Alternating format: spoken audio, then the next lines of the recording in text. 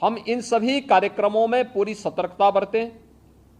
इस दौरान हमारा प्रयास होना चाहिए कि सभी सीनियर अधिकारी एक एक गतिविधि की मॉनिटरिंग करें, पेट्रोलिंग को बढ़ाएं। शरारती तत्व अपनी हरकतों से बाज नहीं आएंगे जब तक आप कठोरतापूर्वक उनके खिलाफ कार्रवाई नहीं करेंगे। और हमें कार्रवाई करने में किसी भी शरारती तत्व के खिलाफ एंटी सोशल और एंटी नेशनल एलिमेंट कोई भी हो, उसके खिलाफ कार्रवाई करने में कोई हिचक नहीं होनी चाहिए। किसी शरीफ व्यक्ति को अनावश्यक रूप से कोई भी व्यक्ति प्रताड़ित न करने पाए, इन चीजों को भी हमें ध्यान में रखना होगा। लेकिन जो लोग सुरक्षा के लिए खतरा बने हुए हैं, उनके साथ किसी प्रकार का कोई रियायत बरतने की आवश्यकता भी नहीं है।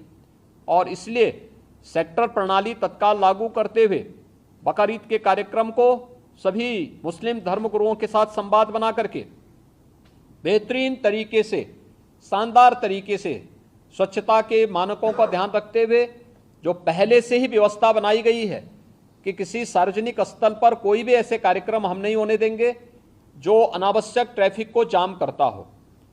जो परंपरागत रूप से कार्यक्रम चलते रहे हैं उन सब उन्हें छोड़ करके, खासतौर पर जैसे कावड़ यात्रा निकलेगी या मुहर्रम के जुलूस निकलेंगे, अगर वे परंपरागत रूप हैं, हमारा प्रयास होना चाहिए कावड़ यात्रा हो या फिर मुहर्रम के जुलूस, अस्त्र शस्त्र कोई लेकर नहीं जाएगा।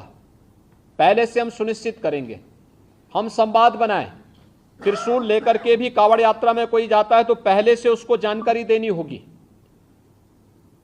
उस व्यवस्था के साथ बताइएगा। लेकिन कोई नंगी तलवार लेकर के जाएगा, इसकी अनुमति मत दीजिए। छुरा लेकर के जाएगा, इसकी अनुमति मत दीजिए। एयरगन लेके जाएगा, इसकी अनुमति मत दीजिए। अनावश्यक रूप से भावनाएं आहत न होने वाली कोई भी ऐसी हरकत प्रशासन के स्तर पर भी न हो। और कावड़ संघ हो या मुहर्रम के जुलूस हो, अस्त्र शस्त्र का प्रदर्शन न हो, यह भी हम सुनिश्चित करेंगे, जिससे स्थानीय स्तर पर किसी भी प्रकार की कोई कानून व्यवस्था के साथ खिलवाड़ करने की स्थिति न आने पाए। हर एक जुलूस जो भी निकले उसकी निगरानी होनी चाहिए, ड्रोन के माध्यम से, सीसीटीवी कैमरे के माध्यम से, वीडियोग्राफी के माध्यम से। हमें करने में कोई संकोच नहीं करना चाहिए। कावड़ यात्रा की जो निगरानी हेलीकॉप्टर के माध्यम से होती है वह पूर्व की भांति उसी प्रकार से इस वर्ष भी होगी। हमें उसकी समीक्षा भी करनी चाहिए और जब भी उसकी आवश्यकता पड़ती है तो उसके अनुसार हम शासन से उसकी परमिशन लेकर के, शासन से उसकी व्यवस्था लेकर के वह भी सुनिश्चित करेंगे। डीजे एक निश्चित वॉल्यूम में ही बजना चाहिए और संवाद बना करके हम इस बात को सुनिश्चित करेंगे। हम प्रतिबंधित नहीं करेंगे, लेकिन उसको संवाद बना करके एक निश्चित वॉल्यूम में बजाने की परमिशन देंगे। और उसमें केवल अगर कावड़ यात्री हैं तो कावड़ यात्री इस बात को सुनिश्चित करेंगे कि वे उसमें केवल भगवान शिव से जुड़े हुए भजन ही बजाएंगे। कोई ऐसा फिल्मी गाना नहीं बजाएंगे जिसके कारण अनावश्यक रूप से माहौल खराब होता हो और धार्मिक भावनाएं एक सामान्य भक्त की आहत होती हो। ये भी हमें कावड़ यात्रियों से पहले से ही संवाद बना करके उनसे आग्रह करना चाहिए।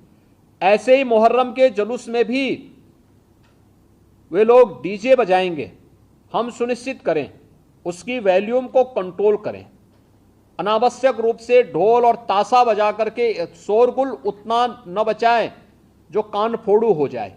और कान फोड़ू व्यवस्था को हमें रोकना पड़ेगा, हर हाल में रोकना पड़ेगा। अस्त्र शस्त्र का अनावश्यक प्रदर्शन नहीं करेगा कोई।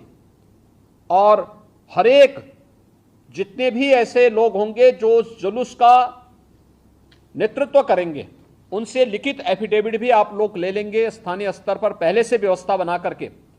तो पर्व और त्यौहार में कोई खलल डालने का प्रयास नहीं करेगा, उसके नाम पर शांति भंग करने का दुस्साहस भी कोई नहीं करेगा।